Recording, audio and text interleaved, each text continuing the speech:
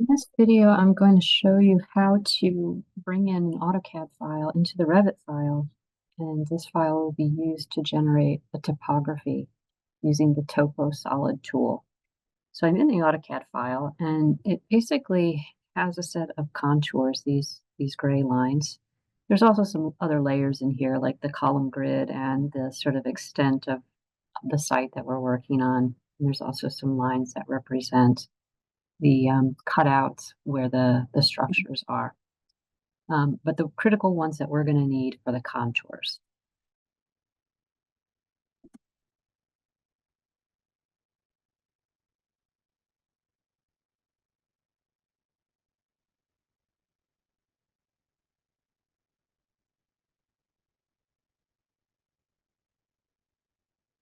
Okay, I'm in the Revit file. I'm in the section looking north, and I'm going to go now to the site plan where I will then import the AutoCAD file. I'm going to go to Insert, Import CAD, and I'm going to browse to find the file called Topography. It's a DWG file. Right now, you'll see that it's kind of shifted. I need to move it down so that the lower left-hand corner is at the intersection of column lines 1E, 1 and E. To be able to move this CAD file, I need to unpin it. So I'm going to click on the image here, and then click on the little pin, and then I'm going to go to the Move tool and bring it from that lower left corner over to that intersection. Okay, so I'll look at this in 3D. You can see that there's this kind of overlaid CAD file. And what we'll be doing is using the TopoSolid tool to use the contours in the CAD file to generate this surface. So next what I'm going to do is go to Mapping and Site. We'll return to the site plan.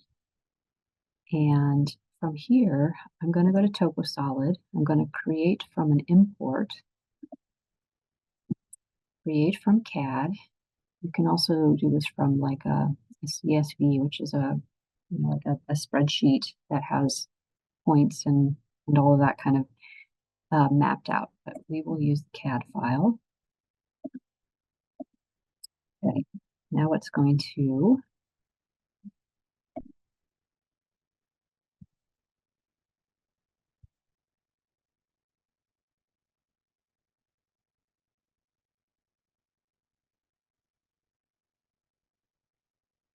okay, so when I click on that Create from CAD, it's going to basically ask me which layers from the file do I want to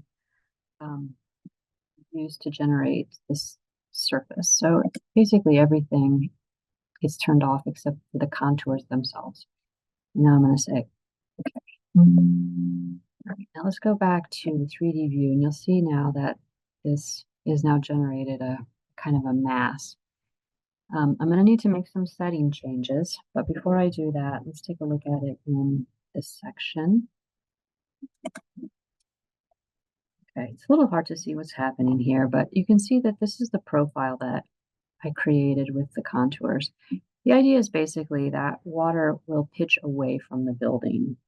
It's kind of important that you do this as part of the process of grading the site, just to keep water from penetrating through the foundation. So the site should just be kind of going up and down across the whole length of the section.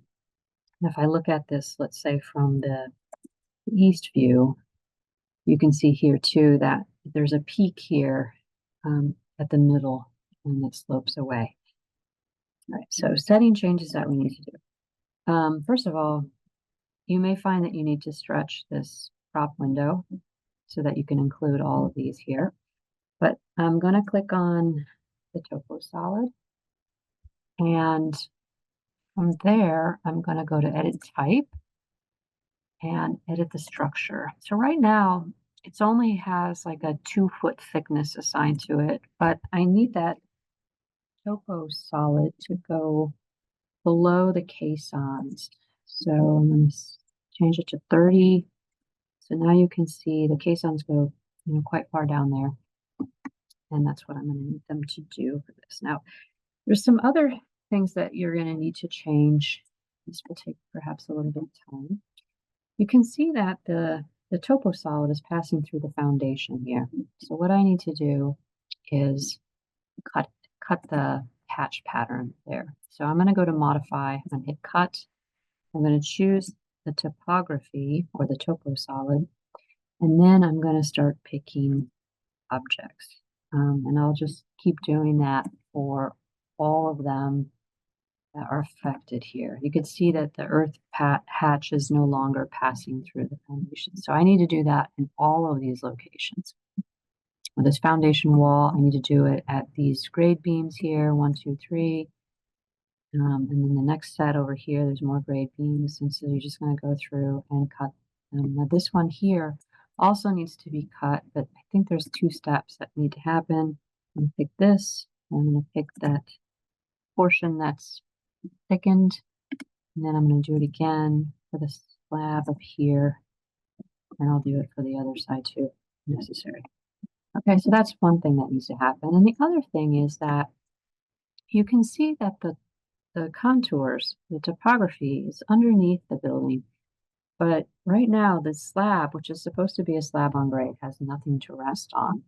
So, you know, there's probably ways of fixing the topo solid to do this, but we have so few views that are going to be affected, perhaps with this, that you may just want to use some tools under the annotate window. So that's what I'm going to show you how to do right now. If you go to annotate, basically what we could do is put a region underneath the building.